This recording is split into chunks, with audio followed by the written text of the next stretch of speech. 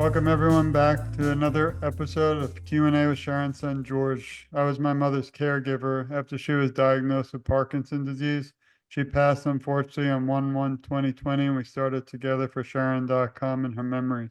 Today I have a very special guest, somebody who I consider family, even though she might not yet. But she's a very incredible person, amazing background, and somebody very close. Deb from Drive Toward a Cure is almost like a literal family, and she actually introduced us. So I'm really grateful again for your time. I want to introduce Shelby Hall, off-road athlete. Thanks for joining me today.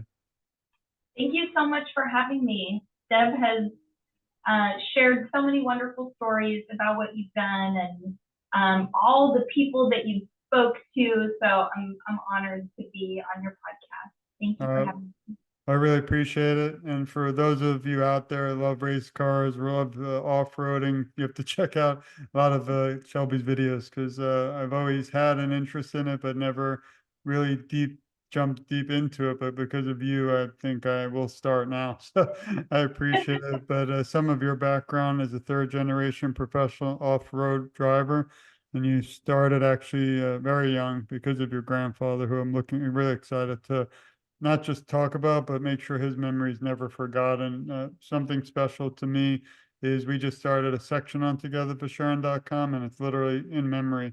And I'm trying, if this would probably end up there, but trying to interview people who lost a loved one due to Parkinson, because I think they still matter and our voices still count. So that's kind of a new world I'm traveling. And unfortunately, we've lost a loved one, so they're not here, and finding the family member is not always easy.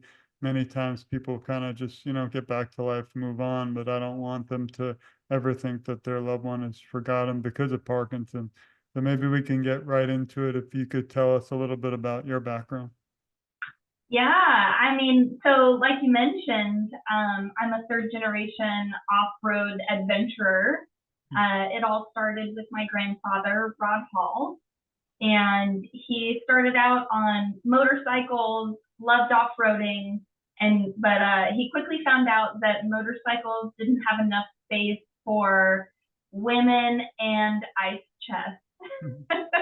So he decided to get himself a Jeep, and man, history was written after that. I mean, he had no idea what impact that he was going to create on, not only his family's lives, but everybody who loves off-roading.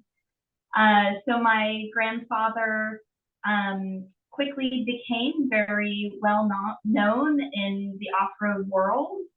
And later, my uncle Chad and my dad Josh both followed in my grandfather's steps and became professional off-road racers and teachers and engineers. And so I just grew up around it. I grew up literally in the dirt. Some of my earliest memories, so I must have been, well, it was before school age, so probably 5 or 4. My mom and my dad were, my dad was an instructor, and my mom helped out, and they had an off-road driving school. And so my parents lugged my older sister and I out to the desert with them. And while they were, teaching and hosting the groups, I remember building forts in the sagebrush, and I mean, I was probably eating rocks, who knows? But like that's some of my earliest memories is being in the dirt. And as I got older, life definitely had some twists and turns and some dead ends, but everything brought me back to off road and this passion for adventure. I think what you do is inspiring. I'm not sure if it's difficult even today in 2024 for females in that sport, but I think what you do and all that your advocacy, not just with Parkinson, but overall, is definitely an inspiration for so many females. Even my daughter is 11. I need to introduce you so you can get her. And she runs away if she has any spiders anywhere near her. So I don't know how much racing she'll do, but I appreciate it. Well, so there's not a lot of women in motorsports in general, and off-road motorsports is even a smaller niche within motorsports. And the women are few and far between. The cool thing about off-roading is it's very family oriented. Even when you're racing, you have to bring a whole team with you. And so for a long time, and I feel like even when I was growing up, that women were a part of the program, but they weren't necessarily in the driver's seat. And today we're seeing more and more women in the driver's seat. And I don't know if I would say that it's hard to be a woman in motorsports, but we definitely, because there's less of us, the spotlight is really shined brightly on each of us. And so it's like not necessarily for our achievements, but mistakes that are made are really amplified because there's fewer of us around. So, it's building some thick skin, knowing that you're showing up prepared and doing the best that you can. And then it's all, just enjoying it from there. Well, actually, I saw the movie Jerry Maguire, and that's why I became a lawyer and sport. I have a master's in sports administration, so I always had a fascination with the inside, the management, the marketing, all the sports. But I think there always has to be one special individual who breaks the mold, speaks out, and fights these types of areas. And I'm so happy that you're the role model in that sport. So thanks you again for all you do. Thank you. Thank you so much. And how does this shifts a little to drive toward a cure? Because Deb obviously is a family of mine. We actually promote anyone who donates. We don't accept anything from Together for Sharon. It's not an organization. It's just me, one son who lost, unfortunately, his best friend mother due to Parkinson's, and I wanted her to be remembered. So they actually created a link from Drive directly on our site. So anyone who donates in my mother's memory goes to everything that they do. That's important. But how did you even hear about it or get involved with Drive Toward a Cure? So Deb Pollock and I have a mutual friend, and at the beginning of this year, that mutual friend of mine sent me a picture of the Music in Motion event that Drive Toward a Cure hosted in April. He sent a picture of the flyer. And when I looked at the picture and read the details of the flyer, I just felt like it was full circle and I was meant to be a part of it. So I think that our mutual friend maybe didn't put all the pieces together, but looking at the brochure for the event is being held in Reno, Nevada at the National Automobile Museum, and it was an awareness of Parkinson's. I grew up in Reno, Nevada, and I spent many, many, many, many, many years working inside the National Automobile Museum. I worked for the Off-Road Motorsports Hall of Fame for about 9 years. And the Hall of Fame used to be housed inside the National Automobile Museum. So I had an office in there, and, I really feel like I learned so much about my grandfather, and I learned so much about off-road motorsports from my time at the Hall of Fame. And to be able to be a part of a foundation that is supporting everyone who's affected by Parkinson's, obviously the individual who is affected, but also supporting the family members and the caretakers and giving folks affected with it a community. It just it really resonated with me. My grandfather Rod passed away in 2019 from a Parkinsonian disease, and it was a really, really hard 7 years. Watching Parkinson's take over my grandfather's body, and I never had thought about how that experience could change me to be able to help others. And when I met Deb and learned of Drive Toward a Cure, it just felt like this was an opportunity for me to be able to find that silver lining in a really sad place, in my heart that happened to our family. Deb is incredible. Drive Toward a Cure is incredible. And from the moment that Deb and I sat down and talked about our life experiences, we both just knew that this relationship was meant to be. So at the beginning of April is Parkinson's Awareness Month. I hosted the very first off-road drive for Drive Toward a Cure, which was incredible. We hosted it here in Southern California, and we did a really fun 60-mile trail ride. We had some really great venues that Slash X, which is a really cool, just kind of like iconic saloon in the middle of the desert. They hosted our breakfast in our meeting location, and then we had an epic 60-mile off-road trail ride, and we ended at the iconic Pappy and Harriet's in Pioneer Town, which was just an absolute blast. We had nearly 30 vehicles, and it was just such a wonderful time. It will definitely become an annual event for Shelby Hall Off-Road. Sorry to hear about your loss and battle, but hopefully someday you'll join us here in Miami, Florida, and bring there was a race last week, I think, and there was. You're the one. You're the reason I'll get out there one time. So, but I appreciate it, and also I loved your interview with Deb at the Hall of Fame. Looks like a beautiful place. I have a Corvette that I don't use. It just sits there in charge, and after you have children, it's not used much. But it's like I don't know a lot about the inside of the car, but the outside's beautiful. So a lot of the cars I see you with, and that area is really incredible, and really like artwork, to many people. So even though Definitely. you get in it and make it a little muddy, but it's still beautiful. I was going to say, I do have some beautiful cars, and I probably make people cringe because I use them. They do not sit in the driveway. They are constantly getting used and abused. Mine's the opposite. Half the time it just completely dies. We actually had one that I had to have towed. It didn't Oh matter. no! That's like a disgrace, I guess, in that field. But if you don't mind, I'm going to share your actual website for a moment, and we can talk about some incredible things you're doing, and maybe we could start at what is Shelby Hall Off-Road, and why did you create it?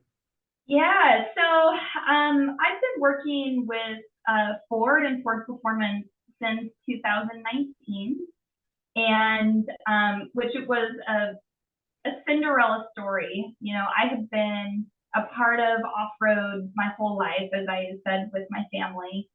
But when my grandfather got sick, it really became challenging for him to work.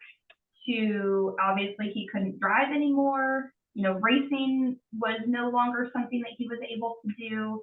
And so when I got this opportunity to drive for Ford, I just jumped all over it. And I spent 2019 until 2022, the end of 21, really helping to launch the new generation Bronco. I traveled the United States, giving people an opportunity to ride along with me in a Bronco. And I just started to really fall in love with the community around off-roading and around the Bronco.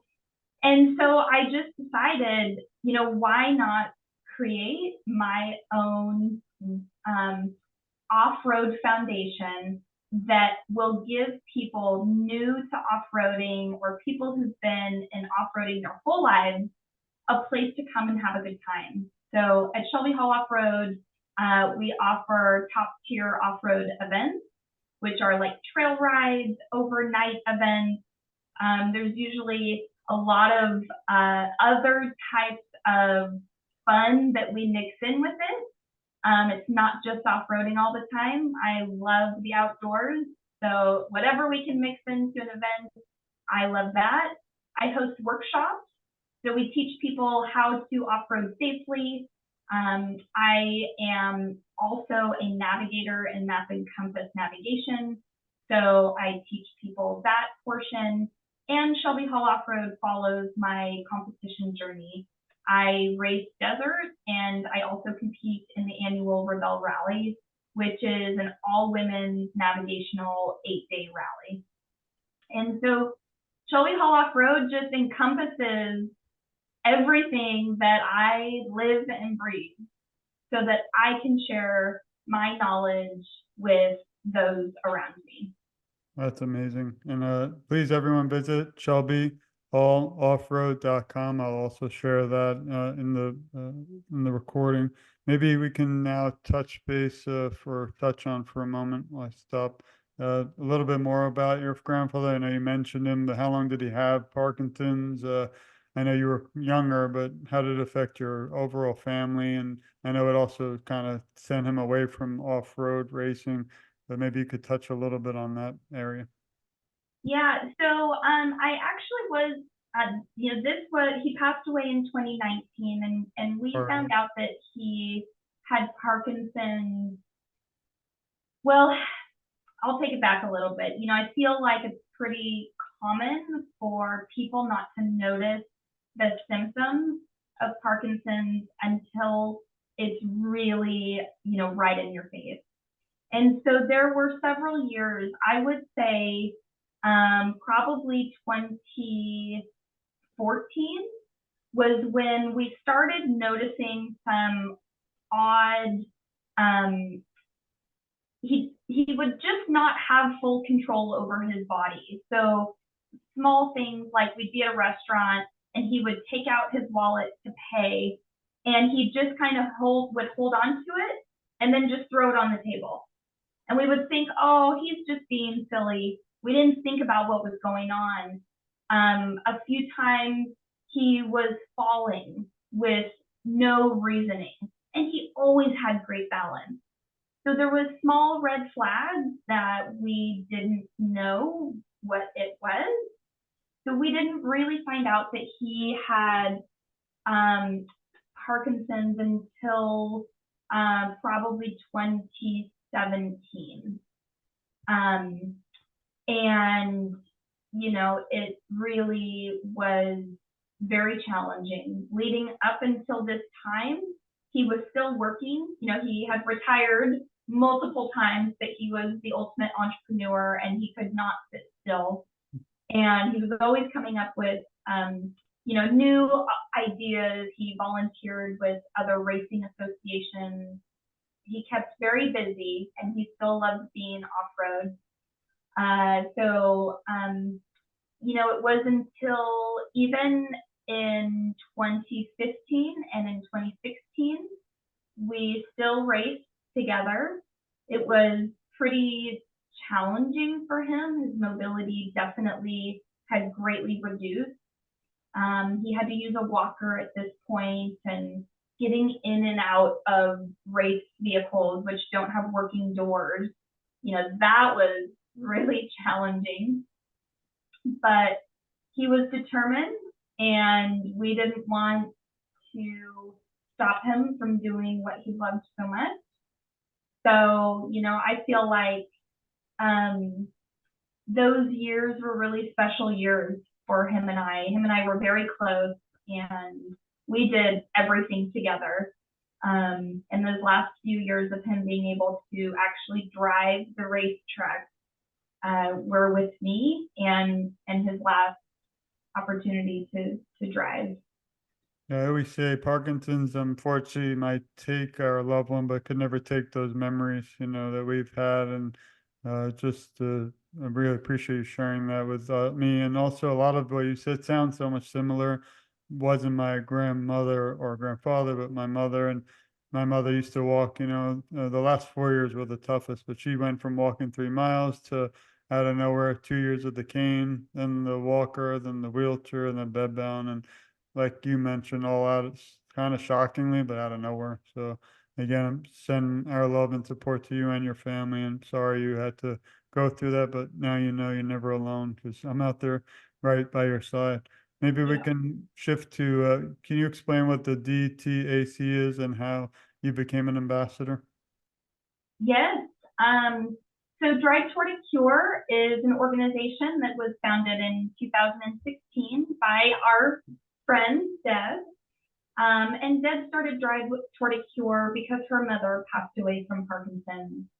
And, what Deb has created, as I kind of mentioned earlier, is such a wonderful organization and foundation. And why it really resonates with me is because the support that is given, whether it's financial support or creating events, these drives, is it's not just for the person who has Parkinson's, but it's for all of those who are affected by Parkinson's.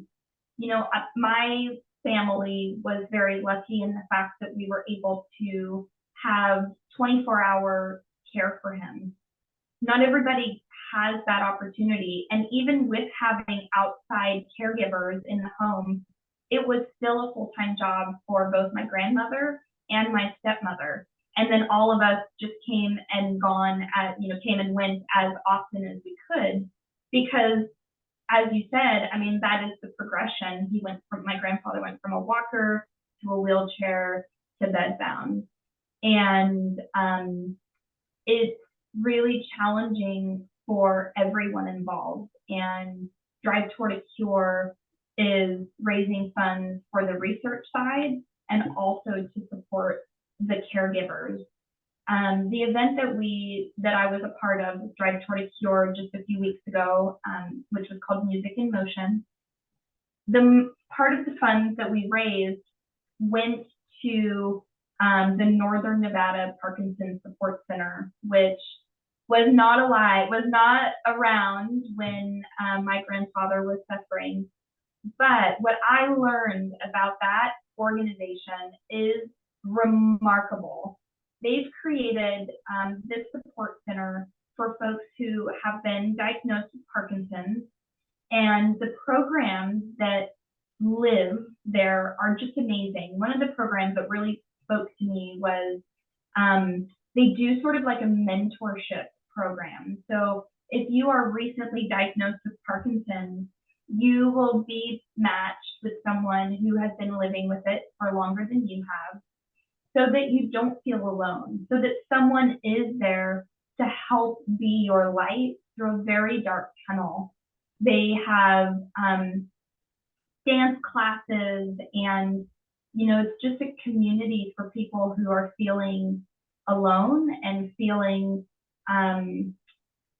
like this huge burden is on them. Now they have a community to be able to learn from and share their feelings with. And I feel like that is so instrumental. I'm Yeah, I very think, honored to be a part of Drive Toward a Cure.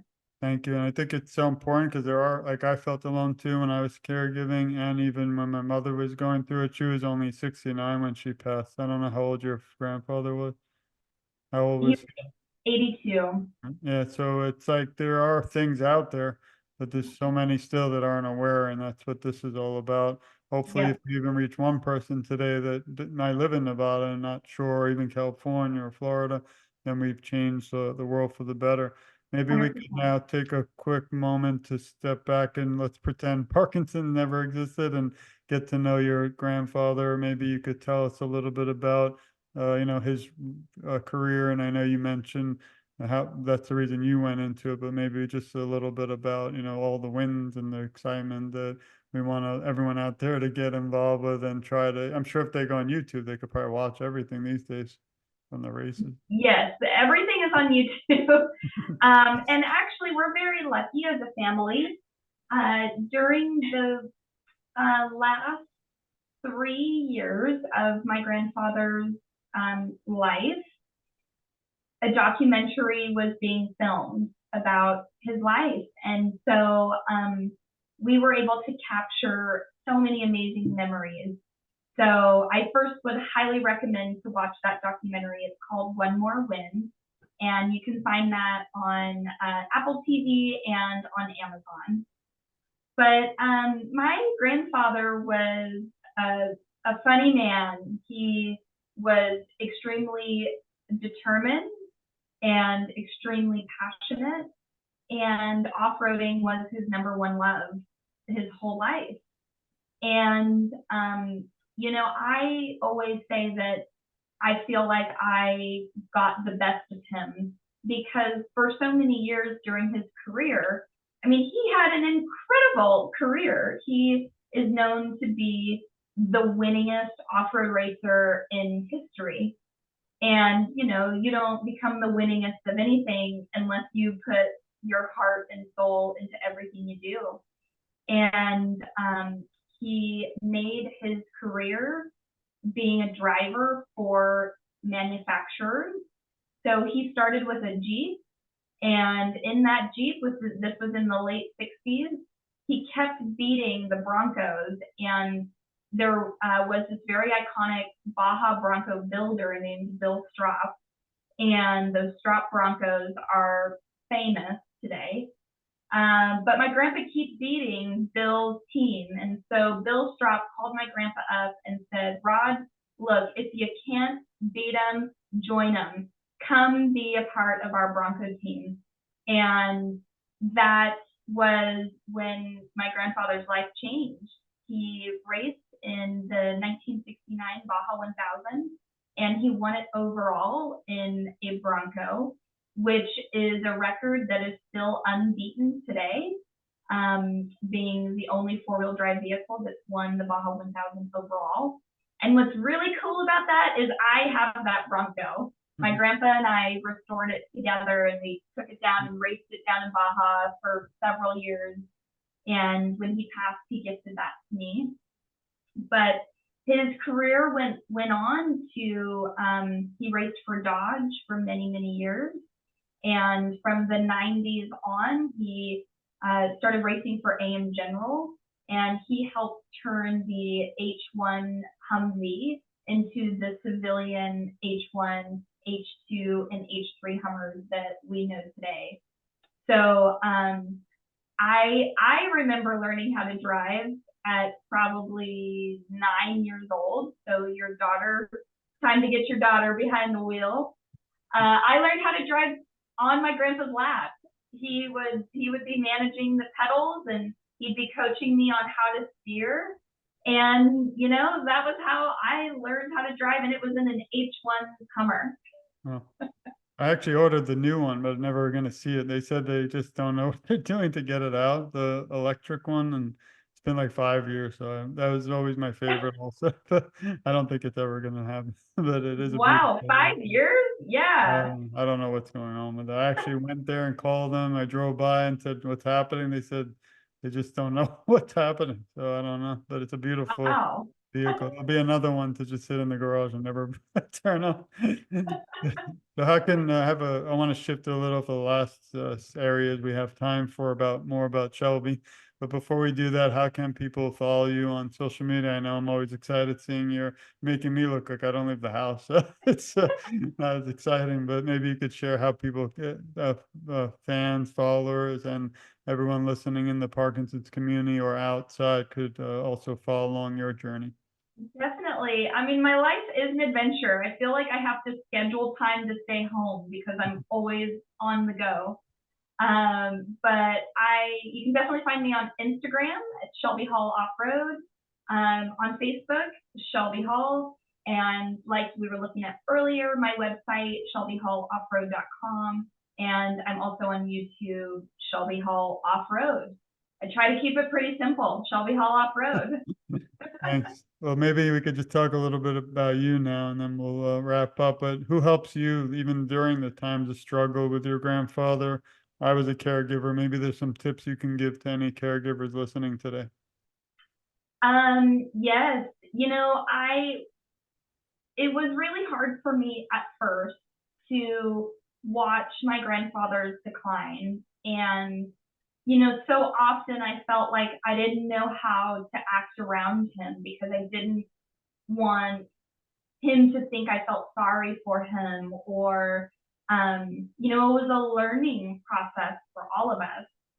But the thing is they're still living life. You know, just because they're now in a wheelchair or they don't have the same ability to be physical as they used to. You know, my grandfather's mind was still pretty dang sharp for quite a few years. And he loved being able to just hear about what was happening in my life. And I think that is what is so important is dedicating that time to just be a part of their lives, even if it's 30 minutes to watch a television show or to eat breakfast together or have a cup of coffee. That time you'll never get back. I agree. My mother was struggling, but for some reason, whenever I was nearby, she was felt a little safe. So it was the other time, like you, we actually spent tremendous amount too, just having aids because I didn't want her to actually fall. Because then on top of the Parkinson's, you'd have to deal with that. But it was always she also had late onset dementia, so that didn't help because she thought, you take a independent woman lived alone, start rotating people like strangers in the house throughout the day. She was actually frightened and scared and it was another obstacle that I think you also probably had to deal with. What Wow. No, I mean we didn't deal with that. That is yeah, incredibly challenging. I'll have to send you a copy of the book. Yes. I had an important question, not to put you on the spot. This is what is one moment or one most memorable moment that stands out through your work with advocacy that you can share? I know recently is an incredible one with the event I watched along and followed, but is that the most memorable, or do you have one moment? It might still happen in the future, obviously, but maybe you could share. I think, you know, so far, yes, I have a feeling that the moments will become greater, but you know, our event with hosting our Rod Hall Tribute Trail Ride was incredibly impactful for me because I didn't know how many people around me were being affected by Parkinson's. And the amount of people who I'm friends with, who I've known, showed up to the event and said to me, Shelby, my husband's mother is dealing with Parkinson's, or my best friend's dad is dealing with Parkinson's. It's so much greater than we think it is. You know, leading up to being a part of Drive Toward a Cure, I really felt like Parkinson's was just kind of sprinkled out there, but man, it is way more prominent than we think it is. Thank you. Is there something you would have done differently looking back 10 years ago that you might have even thought of? I know, like, one thing, it sounds odd, but I wish back then I didn't have a pod. No one even dreamt you'd have podcasts. It's now a different world. I always dreamt I wish I had a podcast with my mother before Parkinson's because it would have, like you were saying, you have the movie, which I was going to say they should write a movie about all of your family, but they already have it. And the book, I'm sure you have to work on next. But I wonder if there's one area looking back 10 years ago that you might have changed or not really, or what do you think on that? Oh, you know, a lot because 10 years ago, I thought that my grandpa would live forever. You know, I didn't never, he was in such great shape and he was not slowing down anytime soon. And so, you know, I just wish that I had savored the moments a little bit more. And I wish that the moments were greater. I wish that I had more moments than what I have. You know, that time together will never get back, and I miss him a lot. Yeah. No, I'm sending a virtual hug. But if you were asked to write a script to a movie about your life story, what would you call it? It might happen someday. Oh my gosh, I have no idea. You could email me a reply later. Okay, yes, All I'll right. think about it. The last question, I really want to thank you again for your time. It was a pleasure and hope we have many more. Someday my wife and I hope to be at one of your events to support you and your family. If you have, or if you could leave the Parkinson's community today with some words of encouragement, what would those be? Stay strong, think big and stay active. You know, I think those three things are vital to those who are affected with Parkinson's. Thank you for again joining us. This has been another episode of Q&A with Sharon's son, George. I don't know if you had any other areas you wanted to touch on that we might not have covered, or. I just want to say thank you so much for having me and for doing this and everything that you are doing for Parkinson's awareness. It's, you know, really, it's a challenge for you to have to face it, you know, all the time. And it's amazing that you do. So thank you. I appreciate it. And I always leave the show with this one statement that this is to you, your family, and everyone listening. We love you. We support you. We care a lot about you. You're never alone. Together, Shelby and I will advocate for you, and our voices are so much stronger. And I always say I'm just getting started because that, like you, we're not really just getting started, but every time, like the second I saw your story and even your Instagram, I was so excited because you're a rare. I mean, there are people out there, different areas, fields, but I always look for I always say the one journey that breaks my heart is the one that I'm not aware of. And when I learned about you and didn't think you'd respond because celebrity, but it was really, so excited to be able to even just talk. And it's people like you again that inspire me to keep fighting. So, like I said, when we started, this podcast will be dedicated to the memory of your grandfather, but also all those like my mother who unfortunately we've lost to the PD, but their memory will live on forever. And I know people like you and me out there fighting will make sure of it. So just want to thank you again, and really just grateful for your time. And again, everyone listening, please share this. Please support Shelby and read her journey. Go to Apple TV and see the story. But I think one day we'll see her movie too. And hopefully I get a little walk by in the back. Right? Well, I'll be the guy standing there with the car that doesn't know how to start it. Thanks again for everything. And again, this is just the beginning. This conversation can't just end now till we find a cure. So thank you again for your time and your family and all you do. And again, we send our love, and we're thinking of your grandfather too. Thanks. Thank you. Thank you so much. Thank you all. Till we meet again.